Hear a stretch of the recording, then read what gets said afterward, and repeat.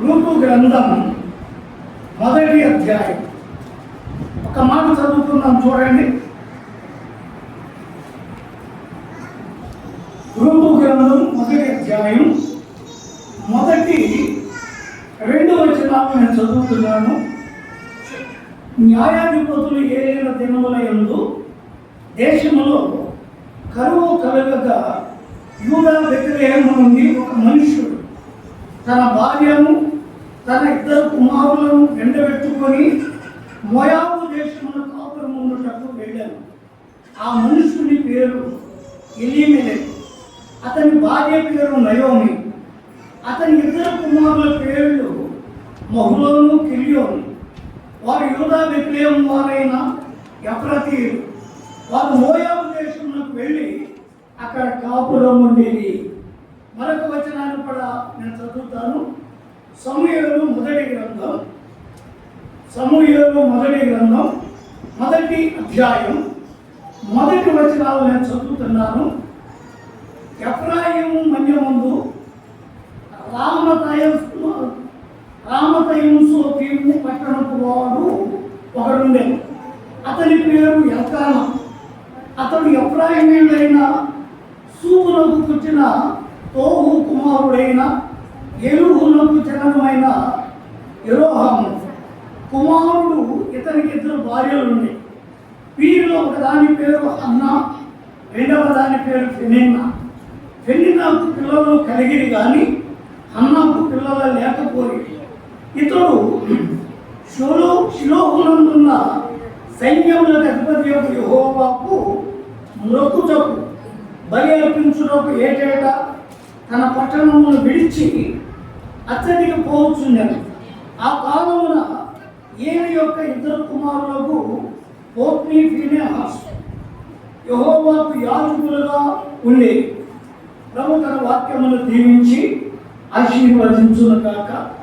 ప్రభువునందు ప్రియమైన సోదరి సోదరులారా, మొదటిగా ఉదయకాలంలో ప్రభు తన దాసుని నిలిపి యెహోషువ జీవితంలో నుండి ఒక 4 అంశాలు మనం విన్నాం.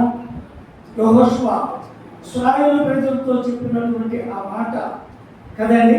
ఓ ఇశ్రాయేలు ప్రజలారా, మీ పితరులు యూఫ్రటీసు నది అద్దరిన పూజించిన దేవతలను మీరు పూజిస్తారో లేక అమోరీయుల దేశంలో మీరు నడుచుకున్న దేవతల పద్ధతి ప్రకారం నడుచుకుంటారో మీ ఇష్టం. కానీ నేను, నా కుటుంబం, నా భార్య పిల్లలు మేము దేవుడైన యెహోవా సేవిస్తాం అని యెహోషువ కరాఖండిగా చెప్పాడు. యూఫ్రటీసు నది అవతల వారి పితరులు ఎవరంటే అబ్రహాము కదండి. ఎవరిని పూజించాడు? సూర్యదేవుడు, చంద్రదేవత, వృక్ష దేవత, నక్షత్ర దేవతలను ఆరాధన చేసే అబ్రహాము ఆ కల్దీయుల దేశాన్ని విడిచిపెట్టి వచ్చాడు. ఆ తర్వాత అమోరీయుల దేశంలో వారు విగ్రహారాధకులుగానే ఉన్నారు. అయితే యెహోషువ ఇవన్నీ విడిచి దేవుడైన యెహోవాను సేవించిన వాడుగా. ఎలా సేవించాడు? అతడు మనస్ఫూర్తిగా ఆయన సేవ చేశాడు. అతడు ప్రేమపూర్వకంగా దేవుని సేవ చేశాడు. అతడు ఆత్మానుసారంగా దేవుని సేవ చేశాడు. అతడు ఇశ్రాయేలు ప్రజలకు సేవ చేశాడు. 4 మాటలు మనం విన్నాం కదండి. ప్రేమ సోదరులారా, ఒక మాట 10, 13వ అధ్యాయం యెహోషువ గ్రంథంలో ఒక మాట ఉంది కదండి.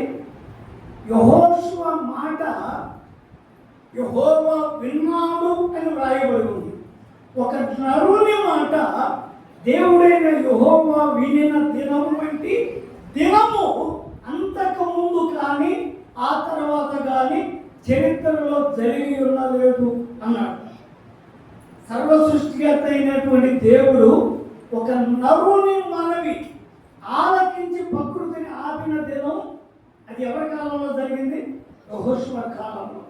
ఎంత ఈ సృష్టిని ఆపివేశాడంటే యెహోషువ విశ్వాసం, యెహోషువ ప్రేమ చాలా విశేషమైనది ప్రియులారా. చాలా అమూల్యమైన సంగతి మనం విన్నాము. మంచిది. ఈ సమయంలో వచన భాగాలు చదువుకున్నాం. ఈ 2 వచన భాగాలలో 3 కుటుంబాలు ఉన్నాయి. ఆ 3 కుటుంబాలు ఏంటో మీరు గుర్తుపడతారా? 2 వచన భాగాలు చదువుకున్నాం. అందులో 3 కుటుంబాలు ఉన్నాయి.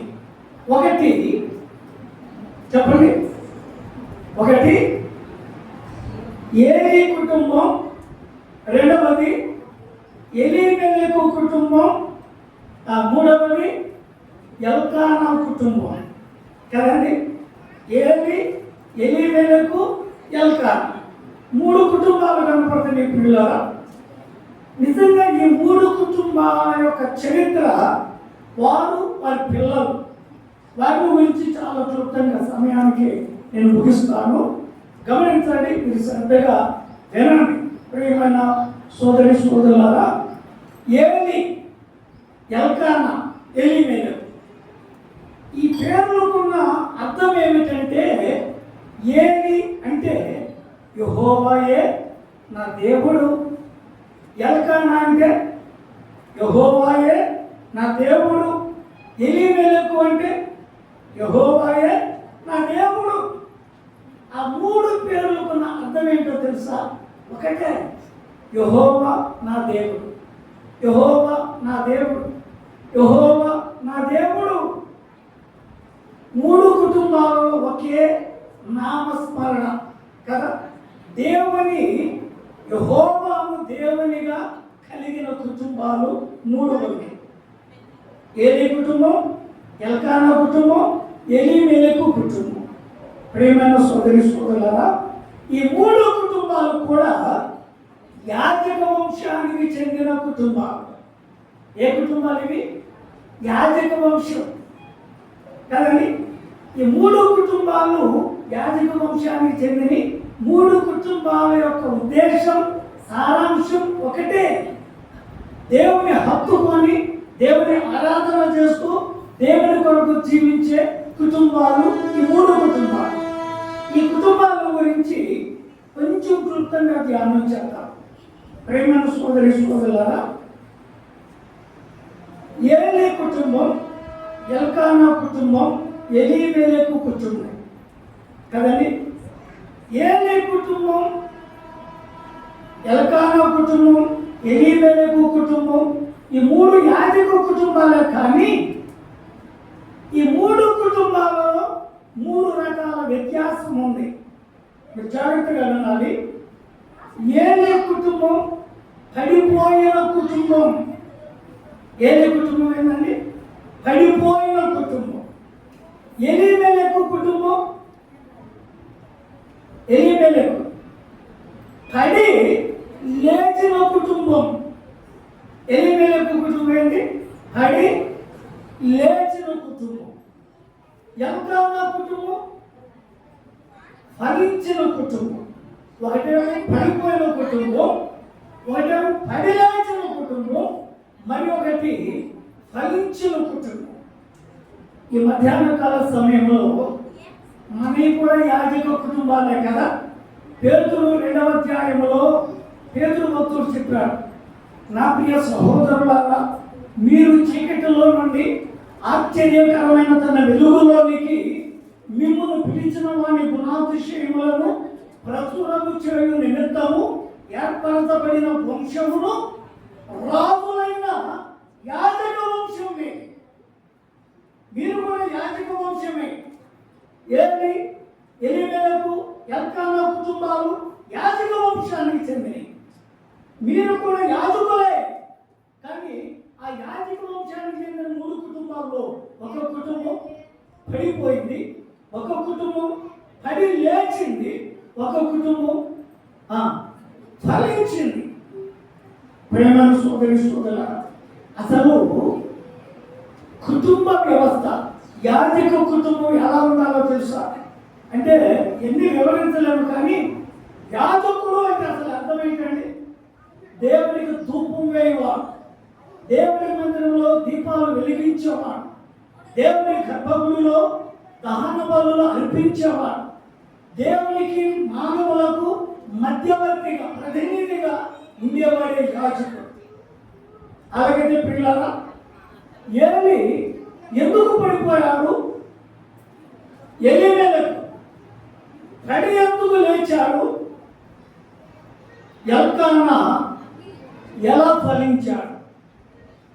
ఈ 3 కుటుంబాల గురించి కొంచెం క్లుప్తంగా మనం ధ్యానం చేద్దాం.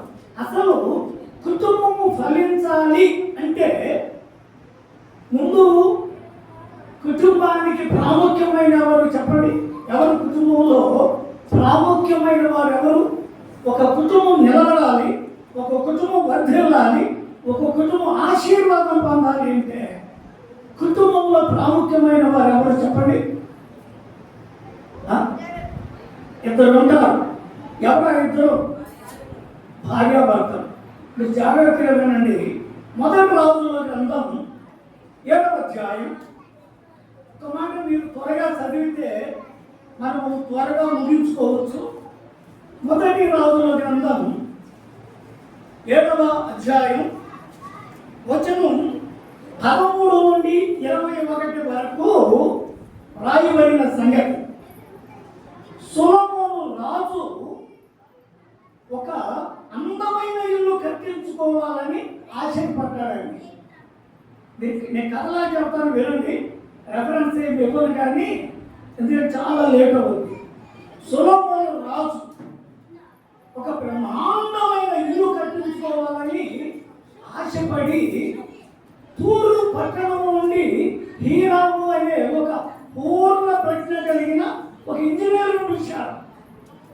అతను యవనస్తుడు, బహు చమత్కారమైన పనివాడు కదండి.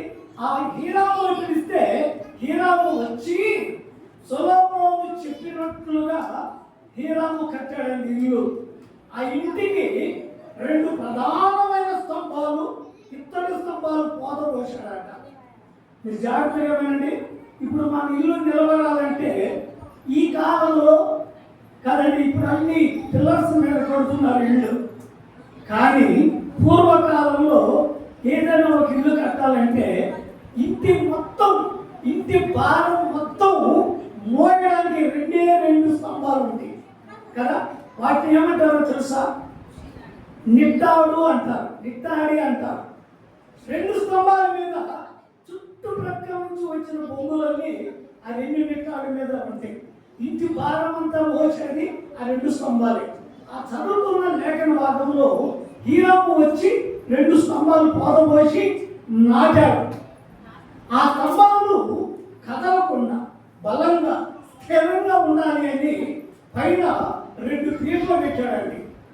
ఆ 2 పీటలు పెట్టి కదలకుండా బాగా అల్లిక పని వంటి పనిగా చేశాడు. ఈ 2 స్తంభాలు కూడా కదలకుండా అల్లిక పనిగా చేశాడట. మీరు జాగ్రత్తగా వినండి. ఏ గాలి వచ్చినా, ఏ వాన వచ్చినా ఆ ఇల్లు కదలకుండా బలంగా స్థిరంగా ఉండాలి అంటే ఎలా ఉండాలంట? ఈ స్తంభానికి ఆ స్తంభానికి ఏం చేశాడు? అల్లిక పని వంటి పని చేశాడట. మీరు ఎక్కడైనా చూడండి, తాటి చెట్టు కదా, రావి చెట్టు కలిసి మొలవడం చూశారా? అమ్మా చూశారా? ఎక్కడన్నా రావి చెట్టు, తాటి చెట్టు, లేదా వేప చెట్టు, తాటి చెట్టు కలిసి వాటి వేగులు, వాటి ఊడలు ఎనవేసుకొని పడతాయి. ఏదైనా ఒక చెట్టును తప్పించాలి అనుకుంటే 2వ చెట్టు కూడా దీని వేగం కూడా కట్ అయిపోతుంది, 2 చెట్లు సరిపోతాయి. అది అల్లిక పని వంటి పనిగా ఈ 2 స్తంభాలకి అల్లిక పనిగా చేశాడట. అంటే దాని అర్థం ఏంటంటే ఒక కుటుంబంలో సమస్త భారాన్ని మోసేటువంటి భార్యాభర్త ఎలా ఉండాలి అంటే అల్లిక పని వంటి పనిగా ఉండాలి అన్నమాట. అంటూ ఆ స్తంభానికి ఈ స్తంభానికి పూదండలు పెట్టాడంట. పూదండ నేను కూర్చోండి. సహజంగా మన కుటుంబాలలో వివాహాలు జరిగేటప్పుడు పెళ్లి చేసుకునేటువంటి భార్యాభర్తలు ఒకరికి ఒకరు దండలు మార్చుకుంటారు. ఎందుకు ఆ దండలు మారుస్తారు తెలుసా అండి మీకు? ఎందుకు మారుస్తారు చెప్పండి. సామెతల గ్రంథం 3వ అధ్యాయం 3-4 వచనాలలో రాయబడి ఉంది. మహాజ్ఞాని సొలొమోను చెబుతాడు, సత్యము దయ ఎన్నడూ నిన్ను విడిచిపోనీయక అవి నీ కంఠమునకు భూషణముగా ధరించుకోమన్నాడు. మెడలో హారంగా వేసుకునే పూదండలు ఏంటి చెప్పండి? సత్యము, దయ. ఈ స్తంభం ఆ స్తంభానికి వేయబడిన పూదండ ఏంటంటే, వివాహాలలో భార్యాభర్తలకు పూదండలు ఎందుకు ఇస్తారంటే, భర్త భార్య మెడలో, భార్య భర్త మెడలో పూదండ వేసేదానికి అర్థం ఏమిటంటే, నా జీవిత కాలం అంతా, నేను బ్రతుకు కాలం అంతా నేను నీతోనే సత్యమే చెప్తాను, నీ ఎడల యథార్థమైన హృదయం కలిగి జీవిస్తాను అని ప్రమాణపూర్వకంగా పూదండ వేయడం. అది సన్మానానికి, అది గౌరవానికి సూచన ప్రియుల కదండి. ఆ 21వ వచనం వరకున్న ఆ భావాలను అవి పూదండలు అల్లిక పని ఈ 2 స్తంభాలకు ఉన్నవి అన్నాడు. అంత మాత్రమే కాకుండా ఈ అల్లిక పని పూదండలు అయిపోయినాక 2 స్తంభాలకు కలిపి దానిమ్మ పండ్లు 200 దానిమ్మ పండ్ల దండ కట్టాడట. దానిమ్మ పండు అంటే అర్థం ఏంటి చెప్పండి? పండు దేని గుర్తు? ఫలం. ఏ కుటుంబంలో భార్యాభర్తలు ఒకరికి ఒకరు పెనవేసుకొని అల్లిక పనికగా ఏక మనస్సు కలిగి ఎవరైతే కట్టబడి ఉంటారో ఆ కుటుంబంలో ఎవరైతే ఒకరికి ఒకరు సత్యము, దయ కలిగి జీవిస్తూ ఉంటారో, ఆ కుటుంబ భావాన్ని మోస్తూ ఉంటారో, ఆ కుటుంబంలో ఏముంటారంట? ఫలాలు ఉంటాయి, పిల్లలు ఉంటారు కదండి, ఫలాలు కలుగుతాయి. అంత మాత్రమే కాదు, ఆ స్తంభానికి ఈ స్తంభానికి తామర పుష్పముల వంటి పరిణామై ఉన్నవి అన్నాడు. పుష్పం దేని గుర్తండి? పుష్పం దేని గుర్తు? అలంకారానికి, సువాసనకు గుర్తు. నిజంగా ఒక క్రైస్తవ కుటుంబంలో భార్యాభర్తలు ఒకరికి ఒకరు సత్యము, దయ కలిగి ఎవరైతే జీవిస్తారో వారి కుటుంబంలో ఫలాలు ఉంటాయి, వారి కుటుంబంలో పుష్పాలు ఉంటాయి అన్నారు. అది అలంకారానికి సూచన, అది పరిమళ వాసనకు సూచన. చూడండి, మన క్రైస్తవ కుటుంబాలలో ఒక్కొక్క కుటుంబాన్ని చూసి ఆ కుటుంబం చూడండి ఎలా ఫలించిందో. ఆ కుటుంబంలో ఆ కొన్ని ఆశీర్వాదకరమైన సంగతులు మనకు వినబడ్డప్పుడు ఆ సువాసన ఎక్కడ దాకా వెళ్ళింది? ఎక్కడ దాకండి? ఎక్కడ వరకైనా వెళ్ళవచ్చు. ఆ సువాసన ఏంటంటే, దేవుని యందు కట్టబడిన భార్యాభర్తలు ఒకరికి ఒకరు సత్యము, దయ కలిగి ఏక శరీరముగా, కనవేయబడిన శరీరముగా వారు దేవుని యందు భయభక్తులు కలిగి జీవిస్తూ ఉంటారో, ఆ వారి మధ్య పిల్లలు ఉంటారు, వారి మధ్య ఒక పరిమళ వాసన కలిగిన సంగతులు, ఆశీర్వాదకరమైన సంగతులు వారి కుటుంబంలో జరుగుతాయి. నిజంగా సొలొమోను కట్టించుకున్న ఇల్లు అంత అలంకరించబడినంత ఇల్లు. అలాగైతే పరమసొలొమోను మన ప్రభువైన యేసుక్రీస్తు వారు తాను కట్టుకున్న ఇల్లు ఏంటి? సంఘం ఒక ఇల్లు, విశ్వాసుల కుటుంబమే ఒక ఇల్లు, విశ్వాస యొక్క హృదయమే ఒక ఇల్లు. పేతురు 2వ పత్రికలో చెప్తారు, మీరు పరిశుద్ధ యాజకులుగాను ఆత్మ సంబంధమైన మందిరముగా కట్టబడుతున్నారు అంటారు. అలాగైతే పిల్లల మనమే ఒక మందిరం, మన కుటుంబమే ఒక మందిరం, దేవుని సంఘమే ఒక మందిరంగా కట్టబడాలి. అలా కట్టబడిన భార్యాభర్తలు దేవుని కదండి ఆ చేతి నీడలో వీరు జీవిస్తారు. వీరి యొక్క నీడన దేవుడు ఆశ్రయాన్ని పొందుతాడు అని క్రైస్తవ కుటుంబంలో భార్యాభర్తలు ఈ రీతిగా ఉండాలని రాజుల మొదటి గ్రంథం 7వ అధ్యాయంలో మనం చూస్తున్నాం. అలాగైతే మనం చదువుకున్నటువంటి లేఖన భాగాల్లో ఏలే కుటుంబం, ఎల్కానా కుటుంబం, ఎలీమెలెకు కుటుంబం, ఈ 3 కుటుంబాల గురించి మనం చదువుకున్నాం కదా. ఒకటి పడిపోయిన కుటుంబం, పడి లేచిన కుటుంబం, ఒకటి ఫలించిన కుటుంబం. ఏలే కుటుంబం పతనం కావడానికి మూల కారణం ఏంటి? మూల కారణం ఏంటి కదా? ఏలి అంటే అర్థం ఏంటి? యెహోవాయే నా దేవుడు.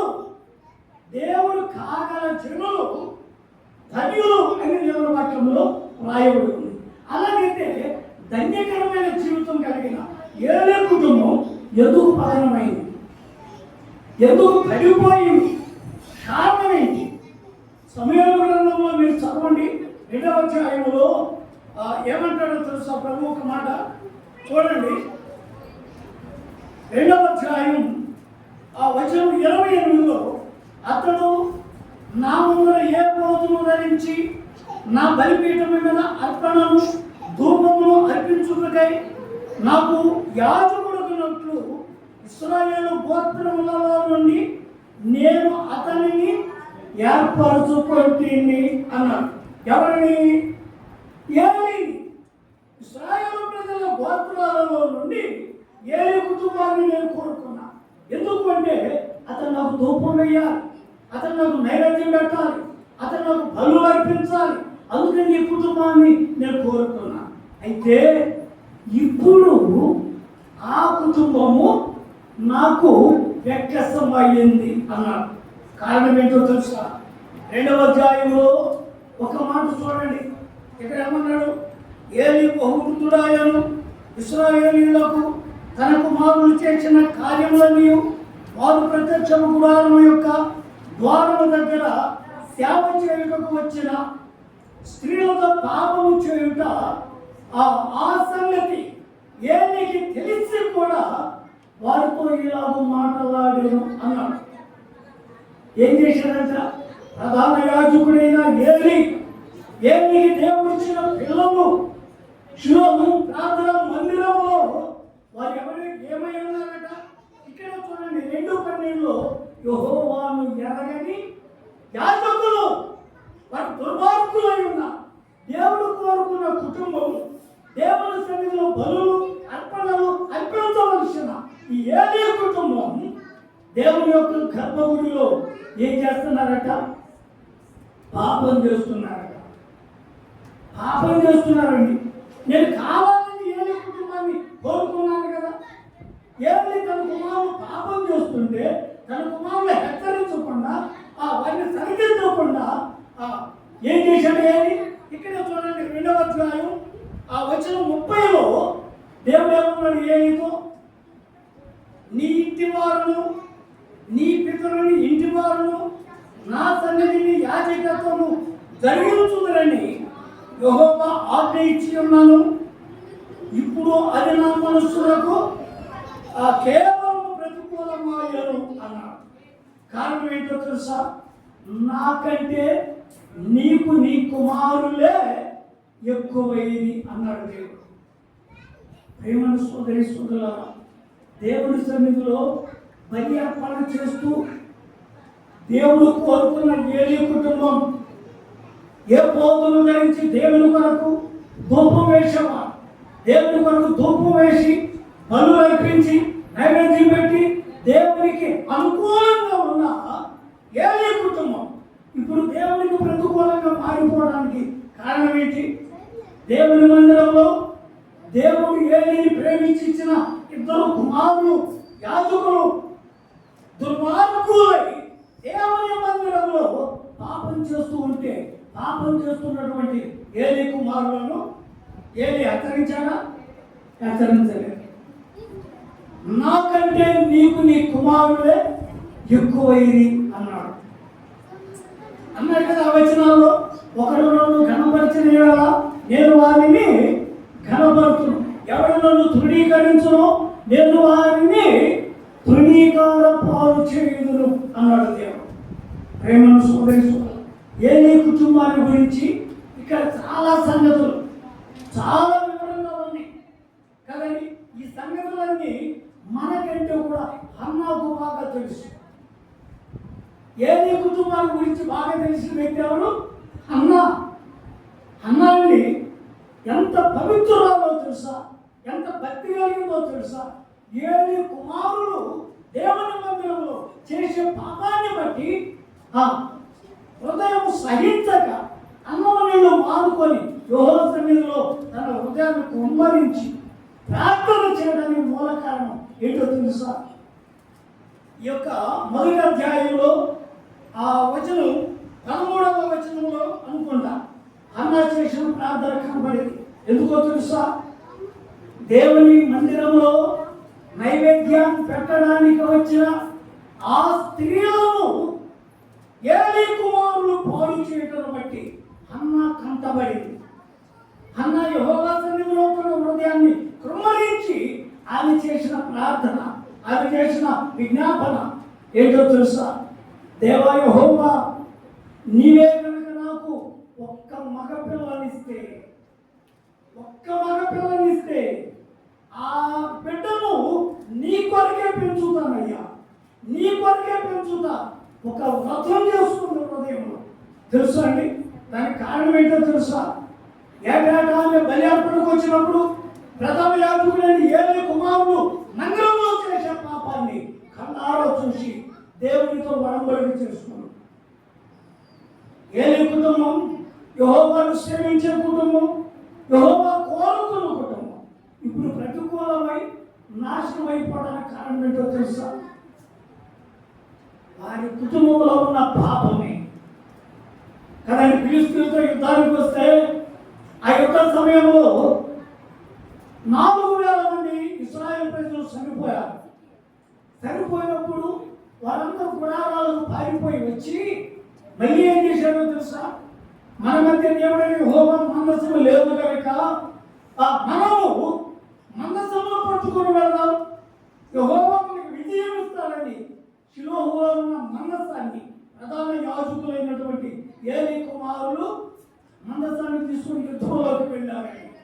యుద్ధంలోకి వెళితే ఆ యుద్ధంలో ఇశ్రాయేలు ప్రజల కేకలు విని ఫిలిష్తీయులు భయపడిపోయారు. వారి దండులోకి వారి దేవుడు వచ్చాడు అని కలవరపడ్డారు.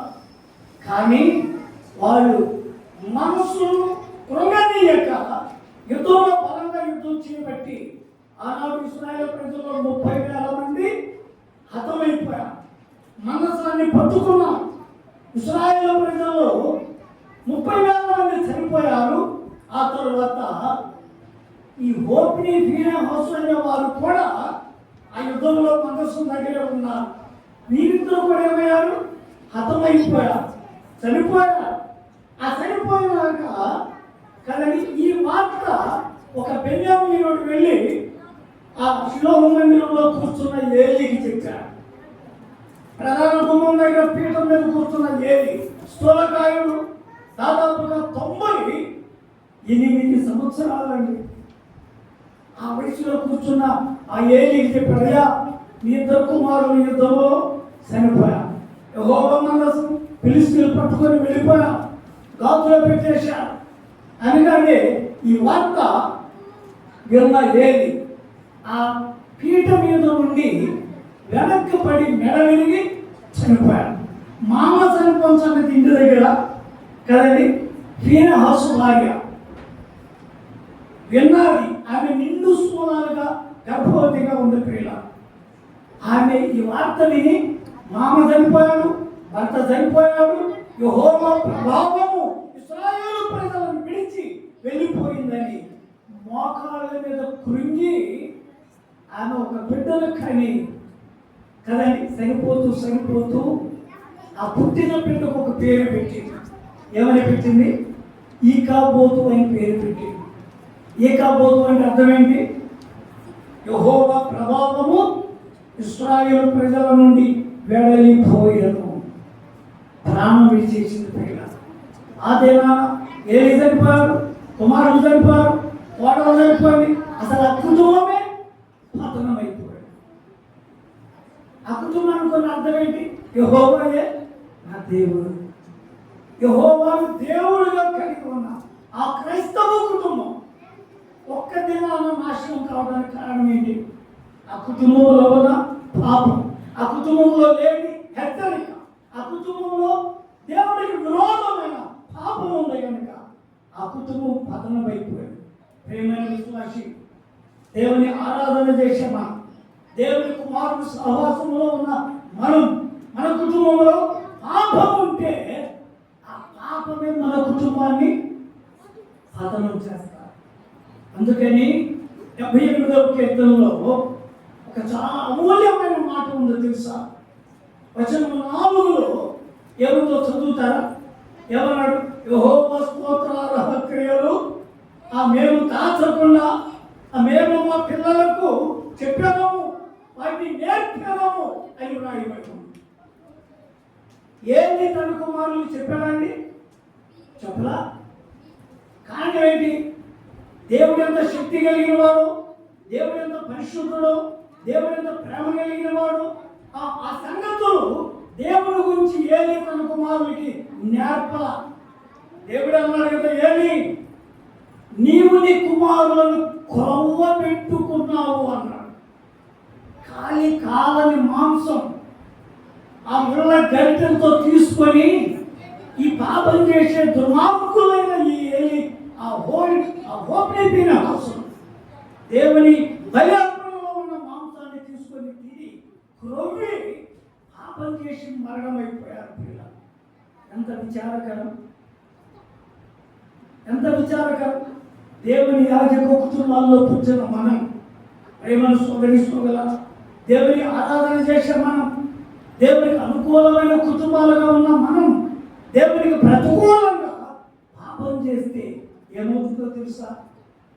మన కుటుంబాలు పడిపోతాయి, మన కుటుంబాలు పతనమైపోతాయి, మన కుటుంబాలు నాశనమైపోతాయి. ఏది కుటుంబాన్ని గుర్తుగా దేవుడు మనకు చూపిస్తున్నాడు. పిల్లలకి నేర్పల, ఏమి సరిదిద్దుకోవాలా?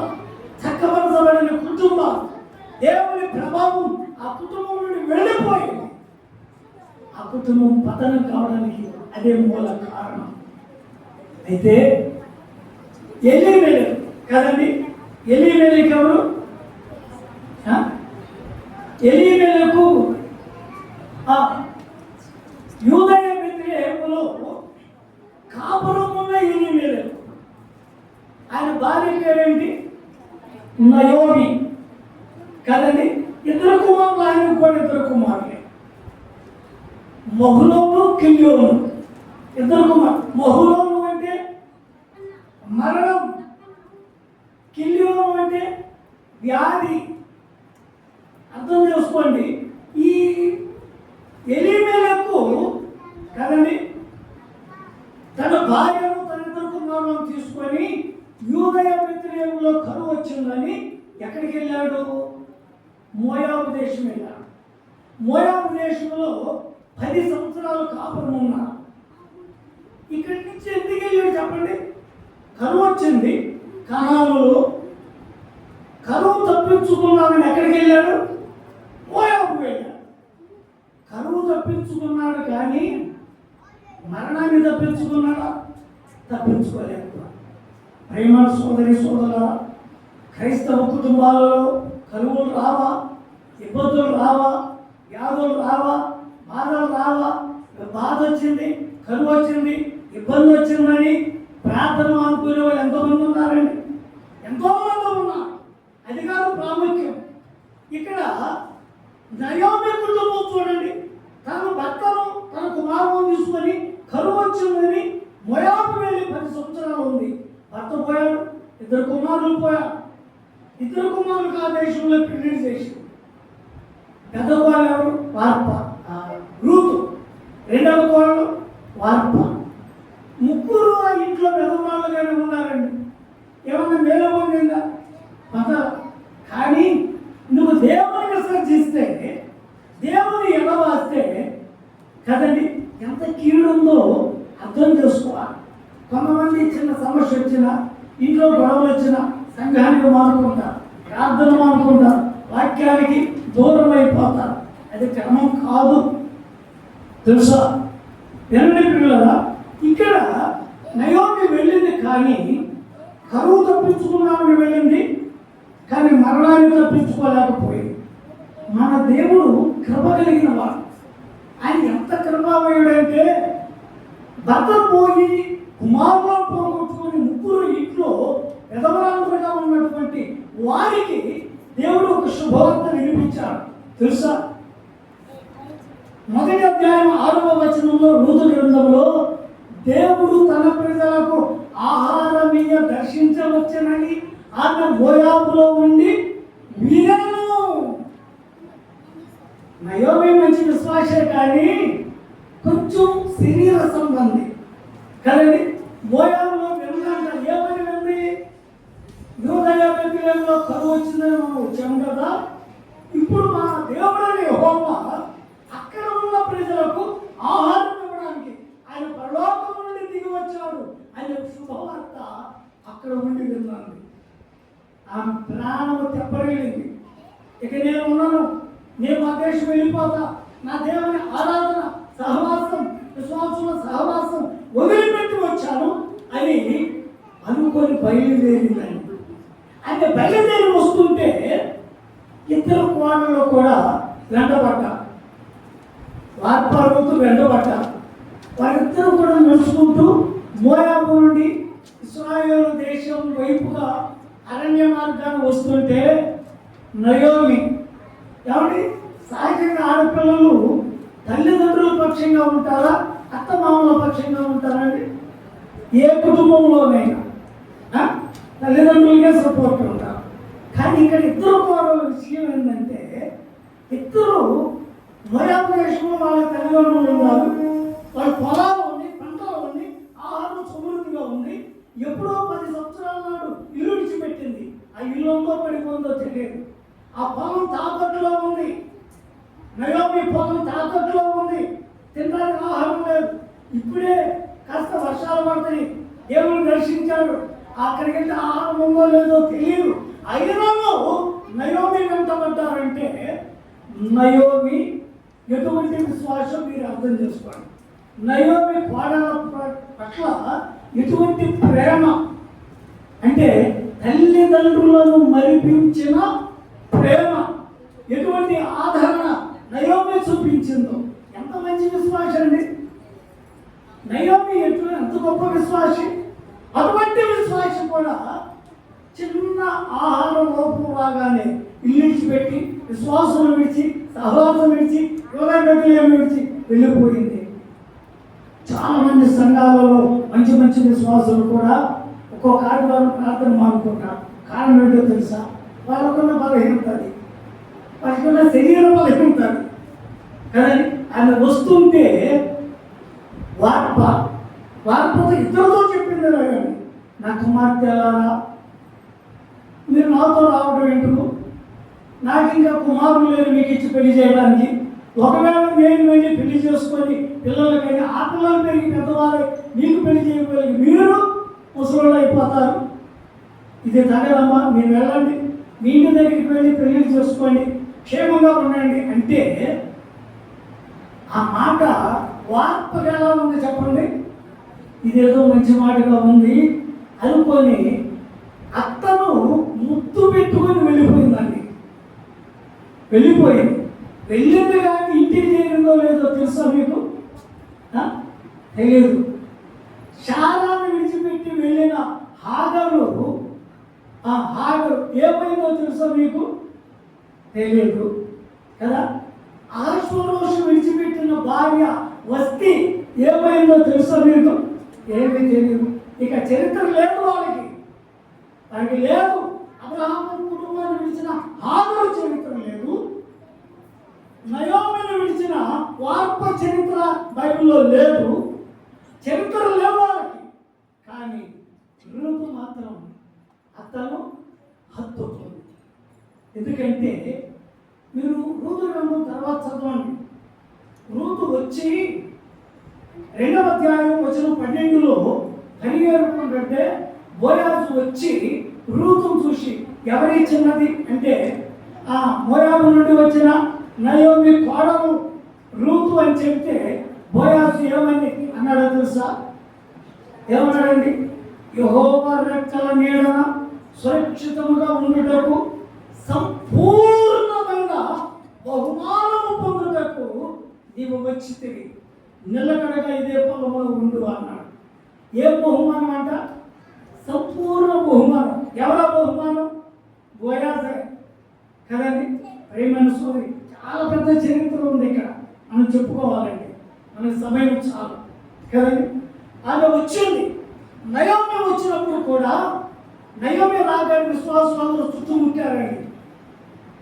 ఈమె నయోమి కాదా అని అనుకున్నారు. అయితే నయోమి కాదా, ఏంది ఇట్లా ఉంది, ఇట్లయిపోయింది, ఎట్టయిపోయింది అనుకున్నారు అందరూ. నయోమి ఏముంది? నన్ను నయోమి అనను, యెహోవా నాకు విరోధి ఆయను అంది కదండి. ఈమె దేవునికి విరోధంగా వెళ్ళిందా, లేకుంటే దేవుడే ఈమెకు విరోధంగా భర్తను కుమారుడు చెప్పాడా? చెప్పండి. ఈమె దేవునికి పగస్తురాలైపోయింది. ప్రేమ సోదరులారా గమనించాలి. నన్ను నయోమి అనవద్దు, నన్ను మారా పిలవండి. నన్ను మారా, నా జీవితమే చేదైపోయింది, నా భర్త వాడు కుమారులు పోయా అని నయోమి కదండి. నయోమి ఎంత వేదన పడిందో, ఎంత వేదన పడిందో. కానీ దేవుడు ఎంత కృప కలిగిన వారంటే, మీరు 4వ అధ్యాయంలో చదవండి. తర్వాత ఈ ఋతు గ్రంథం చదివేటప్పుడు ఋతు గ్రంథంలో 4 అధ్యాయాలు ఉన్నాయి, ఫిలిప్పీ పత్రికలో 4 అధ్యాయాలు ఉన్నాయి. ఫిలిప్పీ పత్రిక 1వ అధ్యాయం ఋతు గ్రంథం 1వ అధ్యాయంతో సమానం. ఫిలిప్పీ పత్రిక 2వ అధ్యాయం ఋతు గ్రంథం 2వ అధ్యాయంతో సమానం. ఋతు గ్రంథం 3వ అధ్యాయం ఫిలిప్పీ పత్రిక 3వ అధ్యాయంతో సమానం. ఈ ఋతు గ్రంథం 4వ అధ్యాయం ఫిలిప్పీ పత్రిక 4వ అధ్యాయంతో సమానం. ఎందుకో తెలుసా? ఋతు గ్రంథంలో 1వ అధ్యాయంలో ఋతు దేవుని పట్టుకుంది. 1:16 కాదండి, నీ దేవుడే నా దేవుడు, నీ జనులే నా జనులు, నువ్వెక్కడ నివసిస్తావో అక్కడ నివసిస్తావు, నువ్వేం తింటావో అదే తింటా, నువ్వెక్కడ మురిగి పొందుతావో, ఎక్కడ పాది పెట్టబడతావో నేను అక్కడే పాది పెట్టబడుతున్నావు. యెహోవా నిన్ను నన్ను వేరు చేసిన ఎలా నాకెంత కీడైనా చేయును కాక. ఎటువంటి తీర్మానం వడంబడిక. ప్రేమ సోదరి సోదర, 1వ అధ్యాయంలో రూపు దేవుని పట్టుకుంది, 2వ అధ్యాయంలో దేవుని వాక్యాన్ని పట్టుకుంది, 3వ అధ్యాయంలో దేవుని పరిశుద్ధత పట్టుకుంది, 4వ అధ్యాయంలో దేవుని పరిచర్య పట్టుకుంది. ఫిలిప్పీ పత్రిక కూడా అంతే, సేమ్. ఫిలిప్పీ సంఘం దేవుని పట్టుకున్నారు, దేవుని వాక్యాన్ని పట్టుకున్నారు, దేవుని పరిశుద్ధత పట్టుకున్నారు, దేవుని పరిచర్య పట్టుకున్నారు. ప్రేమ సోదరి సోదర, అందుకని ఈ రూతు అన్యురాలైనా సరే ఆమె ధన్యురాలుగా యేసుక్రీస్తు వంశవళిలో చేర్చబడడానికి మూల కారణం ఏంటో తెలుసా? 4వ అధ్యాయంలో రూతు యొక్క వంశావళి అక్కడ రాయబడి చూడండి. ఆ యూదుల్లో ఉన్న ప్రముఖులు ఎవరంటే, ఇక్కడ చూడండి 4వ అధ్యాయం వచ్చిన 18లో రాయబడి ఉంది. పెరెసు వంశావళి ఏదనగా ఎస్రోను కనెను, పెరెసు ఎస్రోను రామును కనెను, రాము అమినాదాబును కనెను, అమినాదాబు నయస్సును కనెను, నయస్సును సల్మానును కనెను, సల్మాను బోయాజును కనెను, బోయాజు ఓబేదును ఆ ఓబేదును కనెను, ఓబేదు యెషయిని కనెను, యెషయి దావీదును కనెను. దావీదు కుమారుడైన యేసుక్రీస్తు వంశావళి మత్తయి సువార్త 1:1లో చెప్పబడి ఉంది. ప్రేమ సోదరి సోదర, యేసుక్రీస్తుకు ఆ ముది తల్లిగా రూతు ఉండడానికి మూల కారణం ఏంటో తెలుసా? ఆమె యొక్క భక్తి జీవితం కదండి. ఒకప్పుడు పడిపోయింది కానీ కుటుంబం, కానీ తర్వాత ఆ పడ్డ కుటుంబం తిరిగి తెప్పని లేచింది, దేవుని యొక్క లేచి నిలబడింది కదండి. ప్రేమను చాలా విశేషమైన సంగతులు ఉన్నాయి, కానీ ఇది చెప్పుకునే సమయం కాదు. ఏది కుటుంబం పతనమైంది, ఆ ఎల్కానా కుటుంబం కదండి, ఆ పడి లేచిన కుటుంబం, ఇక ఆ ఎలీమెలెకు కుటుంబం కదండి. ఎలీమెలెకుకు 2 భార్యలు ఉన్నారు, హన్నా, పెనిన్నా. హన్నా పెద్దది. హన్నా అంటే దేవుని కృప కదండి. ఈ పెనిన్నాకు పిల్లలు ఉన్నారు, హన్నాకు పిల్లలు లేరు. కానీ పిల్లలు లేరు అని అన్న ఏనాడు దుఃఖపడలేదు, ఏనాడు చింతించలేదు. దేవుని సన్నిధిలో యథార్థంగా నమ్మకంగా ప్రతి ఏటా దేవునికి దహన బలులు అర్పిస్తూ, దేవునికి నైవేద్యం పెడుతూ, దేవుని ఆరాధన చూస్తూ ఉండే ఒక నమ్మకమైన విశ్వాస ప్రియుల. కదండి. ఆమె ఏకాట అన్నాను విసిగించిన పెనిన్న అన్న బాధపడలే. ఎందుకు బాధపడిందో ఇందాక మనం చెప్పుకున్నాం. ఎందుకంటే దేవునికి నైవేద్యం పెట్టడానికి, బలి అర్పణ చేయడానికి ఆ అన్న తన భర్తతో కలిసి వెళ్ళినప్పుడు ఆమె కొన్ని సన్నివేశాలు షిలోహు మందిరంలో చూసింది. ఏలీ కుమారులు ప్రధాన యాజకులుగా ఉన్నప్పుడు దేవుని మందిరంలో జరిగే ఘోరమైన దుష్కార్యాలు చూసింది. అందుకని దేవుని సన్నిధిలో ఆమె ప్రార్థన చేసింది కదండి. ప్రార్థన చేసి తన హృదయాన్ని దేవుని సన్నిధిలో కుమ్మరిస్తూ ఉండగా, నిజంగా ప్రార్థన ఏ సమయంలో చేస్తే దేవుడు వింటాడు. ఏ సమయంలో చేసే ప్రార్థన అమూల్యమైన ప్రార్థన, అది దేవునికి అంగీకారం అవుతుందో దావీదుకు బాగా తెలుసండి. 5వ కీర్తన మీరు చదవని తర్వాత 5వ కీర్తనలో దావీదు వేకువనే లేచి కదండి దేవుని నిద్రలేపుతాడంట. దావీదు వేకువనే లేచి దేవుని నిద్రలేపుతాడంట. దావీదు ప్రార్థన కదండి. హన్నా కూడా వేకువనే లేచి తన హృదయాన్ని యెహోవా సన్నిధిలో కమ్మరిస్తూ ఉండగా, ప్రధాన యాజకుడైన ఏలీ హన్నా పెదాలు వైపు చూస్తున్నాడు. పెదాలు కదులుతుని శబ్దం బయటకు రావడం లేదు. హన్నా చేసే ప్రార్థన ఏంటి? ఈమె ద్రాక్షారసం మద్యం తాగి మొత్తురాలై కదండి ఈమె ప్రార్థిస్తుంది అని ఏలీ ఈమెను దూషించాడు తెలుసా? ఆ మొదటి అధ్యాయంలో మీరు తర్వాత చదవండి. అన్న ఏమంది? నా ఏలిన వాడా అంటూ ఆ మాటలు చూడండి. ఒక మాట 13వ వచనం. ఆమె పెదవులు మాత్రము కదులుతుంది, ఆమె స్వరము వినబడక ఉండేను కనుక ఏమి ఆమె మత్తురాలై ఉన్నదనుకొని, ఎంతవరకు నీవు మత్తురాలై ఉండవు, నీవు ద్రాక్షారసమును నీ వద్ద నుండి తీసివేయమని చెప్పగా, అన్న అది కాదు నా ఏలినవాడా, నేను మనోదుఃఖము గల దానమై ఉన్నాను. నేను ద్రాక్షారసమునైనను మద్యమునైనను పానము చేయలేదు, కానీ నా ఆత్మను యెహోవా సన్నిధిని కుమ్మరించుకొనుచున్నాను. నీ సేవకురాలైన నన్ను పనికి మాలిన దానగా ఎంచవద్దంటే ఏలి అన్నాను ఏమన్నాడు చెప్పండి? ఏమన్నాడు? పనికి మాలిన దాన, మద్యం తాగి మందిరంలో ప్రార్థన చేస్తున్నావా అన్నాడు. ఏమండి? అన్నా ఏమంది? అయ్యా నన్ను పనికి మాలిన దాన అనవద్దు. నేను మద్యం సేవించాలా? నా హృదయాన్ని దేవుని సన్నిధిలో కుమ్మరించి దేవుని యొక్క ఒక వరం అడుగుతున్నా. అన్నా చేసిన ప్రార్థన ఎంత విశేషమైన ప్రియులారా. ఆమె అడిగింది.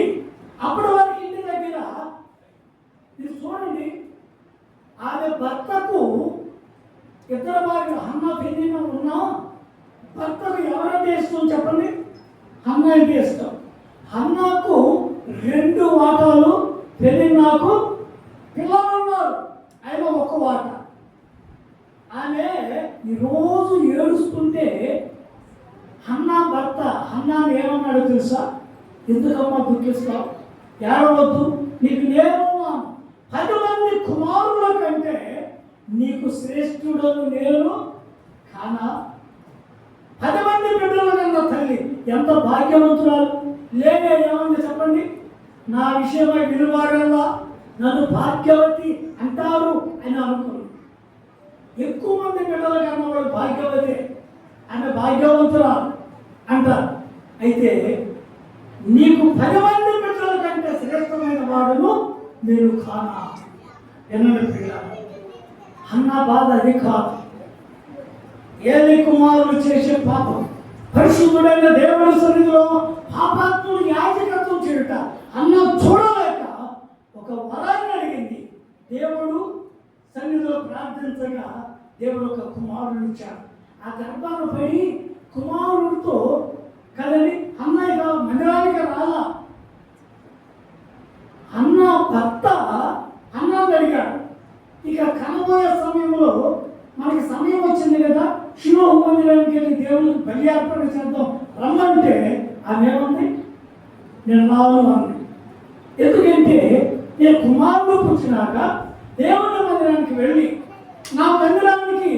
దేవుని మందిరానికి వెళ్ళినాక నా కుమారుడు తిరిగి రాకున్నట్లుగా నేను ఆ కుమారుడిని పెంచి అప్పుడు దేవుడికి వ్రతం చేస్తాను అని చెప్పింది.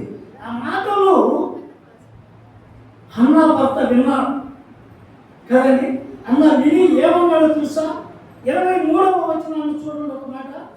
ఏమన్నాడు? కాబట్టి ఆమె పెన్నుడి అయిన ఎల్కానా, నీ దృష్టికి ఏది మంచిదో అది చేయము, నీవు వానికి పాలు మాన్పించు వరకు నిలిచి ఉండము, యెహోవా తన వాక్యమును స్థిరపరచును. అంటే హన్నా భర్త ఎల్కానా దేవుని వాక్యం ముందు విశ్వాసం గలవాడా కాదా చెప్పండి? ఎల్కానాలో వాక్యం ఉంది, హన్నాలో ప్రార్థన ఉంది. ఈమె ప్రార్థన, ఆయన వాక్యం, వాక్యము ప్రార్థన, వాక్యము ప్రార్థనకు కలిపి పుట్టిన వాడెవరు? సమూయేలు. సమూయేలు అంటే అర్థం ఏంటి? ప్రార్థన. ప్రార్థన చేసింది, బిడ్డలు కన్నది, ప్రార్థన అనే పేరులో వచ్చింది. అతని ప్రార్థన జీవితం కలిగిన వాడు. హన్నా పెంచింది పిల్ల. అతని గురించి మొదటి సమూయేలు గ్రంథంలో కదండి, 3వ అధ్యాయం, 7వ అధ్యాయం, 15వ అధ్యాయం, 12వ అధ్యాయం, 21వ అధ్యాయం మీరు చదవండి. సమూయేలు చరిత్ర. ఒక మంచి విశ్వాసిగా సమూయేలు కనబడతాడు, ఒక ప్రవక్తగా కనబడతాడు, ఒక దీర్ఘదర్శిగా కనబడతాడు, ఒక యాజకునిగా కనబడతాడు, ఒక న్యాయాధిపతిగా కనబడతాడు. నిజంగా సమూయేలు జీవితం ఎంత విశేషమైన జీవితం ప్రియుల. కారణం ఎవరో తెలుసా? హన్నా. మీరు 1:28వ అధ్యాయంలో చూడండి. నిజంగా ఆ దినంలో యెహోవా మందిరంలో ప్రార్థన చేసిన స్త్రీని నేనే, ఇదిగో ఈ కుమారుని అడిగాను, దేవుడు నాకు ఇచ్చాడు, ఇప్పుడు ఈ దినాన్ని ఈ కుమారుని యెహోవాకు ప్రతిష్ఠ చేస్తున్నాను అని చెప్పగానే పాలు విడిచిన సమూయేలు అక్కడే యెహోవా సన్నిధిలో యెహోవాకు మొక్కాడంటే. తల్లి ఏలితో మాట్లాడుతుంటే పాలు విడిచిన చిన్నవాడు ఎన్ని ఏళ్ళు ఉంటాయండి?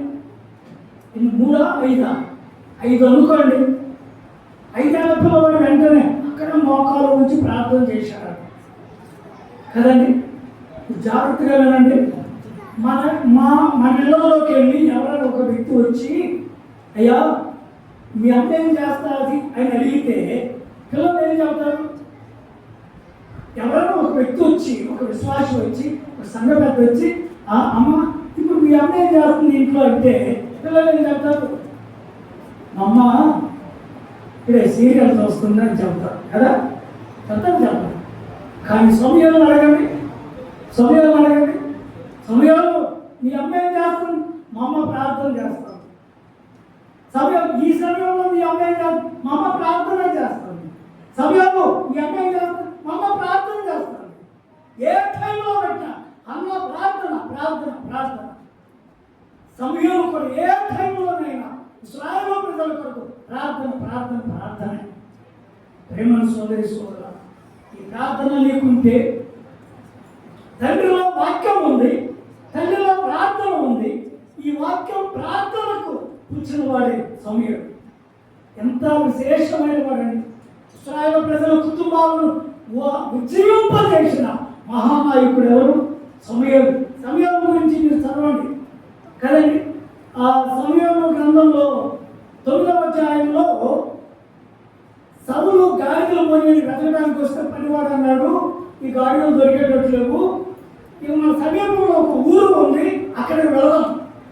అక్కడ ఒక ప్రవక్త ఉన్నాడు, రామా అనే ఊరిలో ఒక ప్రవక్త ఉన్నాడు. అతను ఎవరో తెలుసా? అతని పేరేంటి? ఘనుడు. సమూయేలు పేరేంటండి? ఘనుడు. అతని పేరే ఘనుడు అంటాడు. ఈ ఘనత ఎక్కడ వచ్చింది?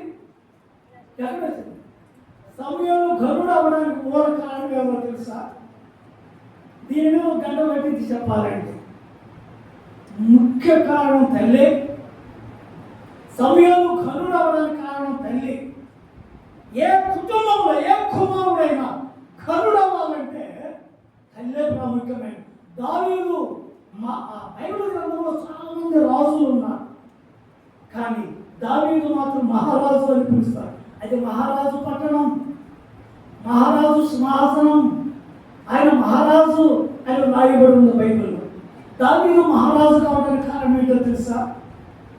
దావీదు తల్లి పేరు బైబిల్లో లేదు, కానీ తల్లి ఎంత నేర్పరో దావీదే చెప్తాడు ఆ మాట తెలుసా?